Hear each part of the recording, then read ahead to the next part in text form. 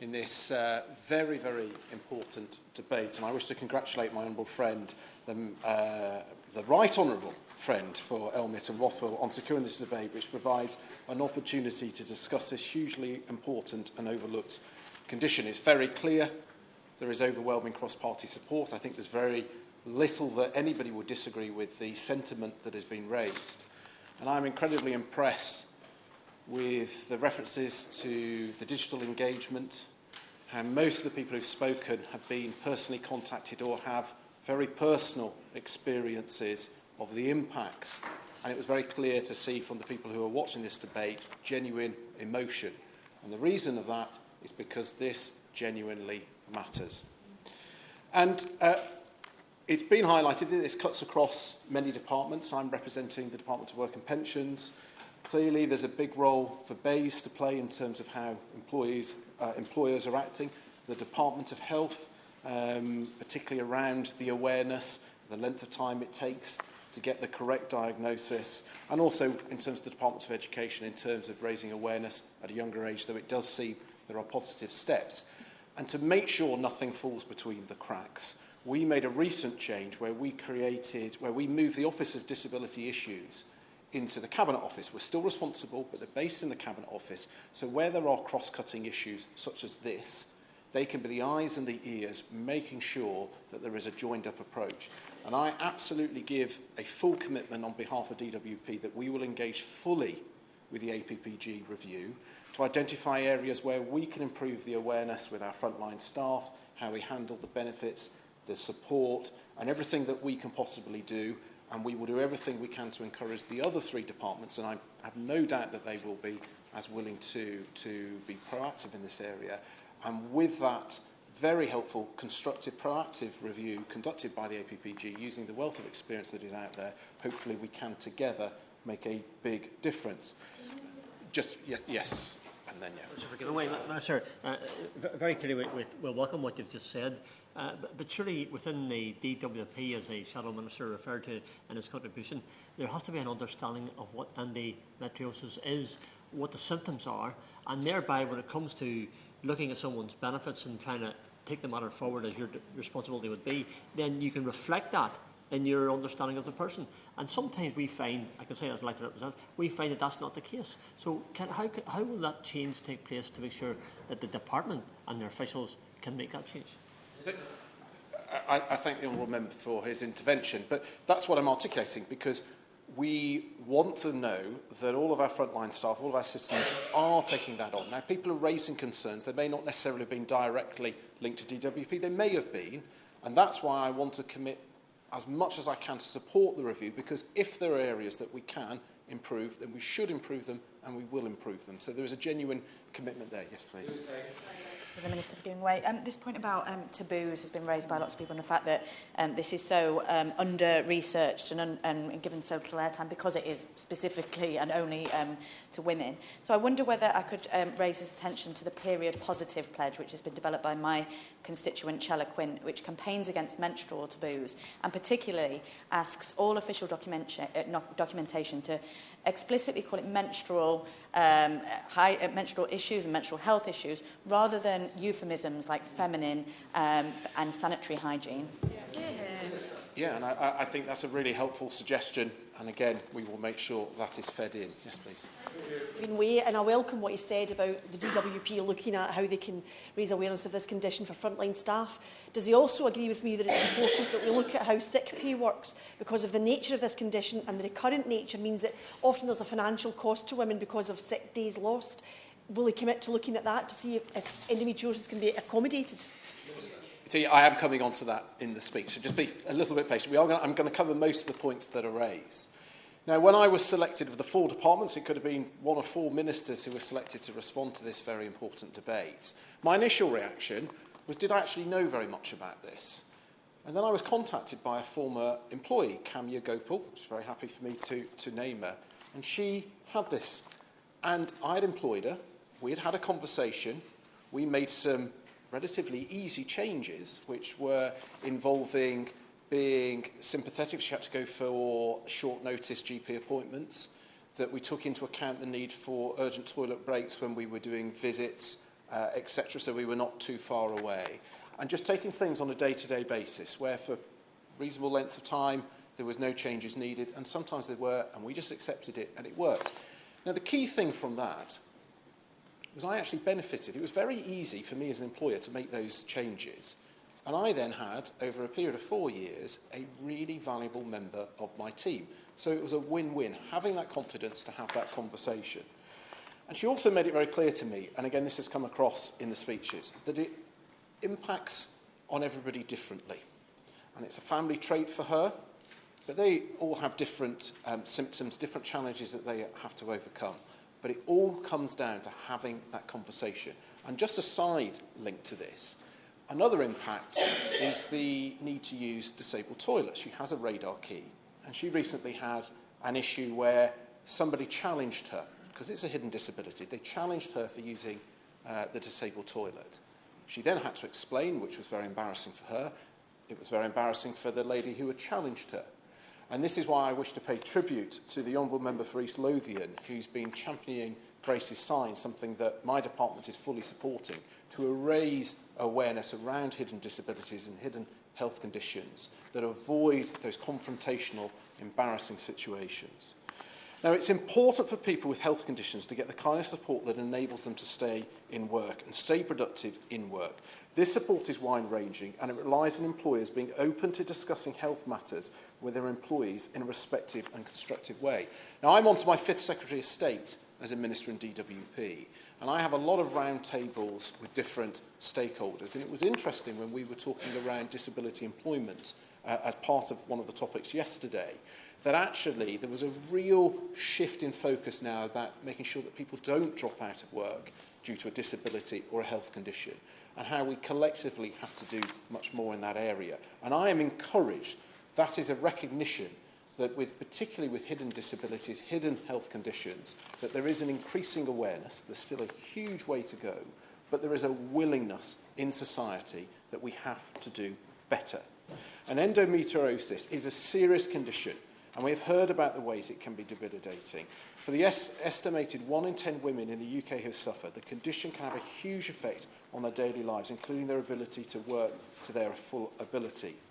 As the examples quoted by various members today, the diagnosis is not always straightforward, and problems arise because the symptoms can vary so significantly, and diagnosis tends to require invasive procedures. Now, I don't profess to be a health expert, but it is clear, as it is seen as a taboo, that will impact on the ability to diagnose and to provide the support. And I think there's been some really powerful highlighting of how we have to do so much more around that area. And the challenging nature of this condition is recognised within the health system, which now does have specialist training, and NHS England have developed a service specification for severe endometriosis under the specialised commissioning area of complex gynecology. And this is a really good step. It's at the beginning of the journey. We have to keep seeing what difference that makes, but I am encouraged that that is now starting to happen. And though these measures, diagnosis and treatment, should improve, we must also consider the effect on the ability to work. And a survey by the investment firm Standard Life found that 1 in 6 women with endometriosis report having to give up work because of the severity of their symptoms, with almost all, 87%, reporting that the condition affected their financial position in some way. And individual women feel these harmful effects, but employers and the economy as a whole lose out. The leading charity, Endometriosis UK, have estimated that the total cost of the economy of the condition is £8.2 billion, and the cost from the loss of work is a key contributor to this. As outlined by the Work Foundation in their report, such an impact means that the days of dismissing topics such as these as women's issues are long gone. We know that both the health and work landscapes must be more aware of the condition and its symptoms, and for the sake of the women who suffer from it, and for the sake of building a healthier and more productive society for all. One of the ways in which people in work are protected is through the Equality Act 2010, which is the principal means for which disabled people are protected from discrimination in Great Britain. Other than for very few exceptions, the Act recognises a disability is by regard to the impact of the person's life rather than the condition itself. Importantly, this means that women with endometriosis are protected by the Act if their condition has a substantial on long-term adverse effect on their ability to carry out normal day-to-day activities. Now, I recognise the points that have been highlighted, that we need to improve the awareness of that, we need to improve the enforcement of that, and the wider support. And I will come on to some of the work in that area. And individuals in law are protected against unfair dismissal. But whilst those legal protections exist, and as we've heard, sufferers continue to face barriers to work and barriers in the workplace, and this is because more must be done to raise awareness of hidden conditions, and workplace cultures must adapt to understand the importance of supporting individuals with health conditions and the value of open discussions about health in the workplace. Yeah. Alex Shelby. I'm most grateful to my honourable friend. And could I ask my honourable friend to specifically pick up the point of the HMRC that was raised by myself and the honourable lady for Livingston? Because hearing what my honourable friend is saying, I absolutely agree with him, and it seems a very easy starting point if he could actually address that in a government department. And I thank my honourable friend, and yes, absolutely. They've been named and shamed in this debate, and we will make sure they're made aware of that. And then I would hope, I would expect that they will act to improve that. I know he doesn't have much time. Will he also give myself and others a guarantee that no employees of HMRC or any other government department who've spoken out, who've contacted their MP, will be in any way persecuted or disadvantaged in their place of employment? Because I know that the constituent who got in touch with me was very concerned, because of the treatment she had experienced at HMRC, that she would be putting herself at further risk if she was to be named, and that's why I haven't named her. Can he give me that guarantee? Absolutely understood. And that's underpinned by the Equality Act 2010 to protect workers within the workplace. And unfortunately, as highlighted, there remains a stigma and taboo attached to discussing health issues which affect women. And I do thank, I can't remember who, I think it was my honourable friend who had highlighted the fact that she was pleased to see so many men contributing or responding in this debate. And I recognise that is important. And I welcome the recent media focus on endometriosis, which has begun to break down some of those stigmas and taboos. Still a long way to go, but again, even this debate in its own highlights the need to do more. Women, and particularly young women, must know that they do not need to suffer in silence. This is one of the few issues that unites all of us cross-party, and that's something that those who campaigned in this area should take credit for helping secure that cross-party support. And I do take some optimism from the parallels with supporting other hidden disabilities, such as with mental health. As we've been able to raise awareness, there has been a real desire within all parts of society to improve what we can do, and this is something that we need to replicate, particularly in the concerns that have been raised.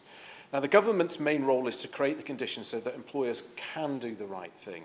In mid-July, we published a consultation on proposals to reduce ill health-related job loss called Health is Everyone's Business. The consultation closed on the 7th of October, but I will try and make sure everything that's been raised today is fed into that, because I think there were some really, really helpful insights. And the proposals covered a range of areas, such as the changes to the legal framework to encourage employers to intervene early during sickness absences and provide workplace modifications, the reforms to statutory sick pay, and again, many members have highlighted that is an area they have a particular interest in. There's better provision of information and advice to employers on health issues in the workplace. And this is really, really important to me, because we often think of big businesses, and big businesses have HR departments and personnel departments. As long as you can convince the key decision makers at the top that their organisation should be good, they have professionals who are very comfortable at then making sure that is embedded in the culture of their organisation. And I pay tribute to John Lewis as an example, and I spoke at an event last week in Parliament where they provide a really good in-work health support for their staff.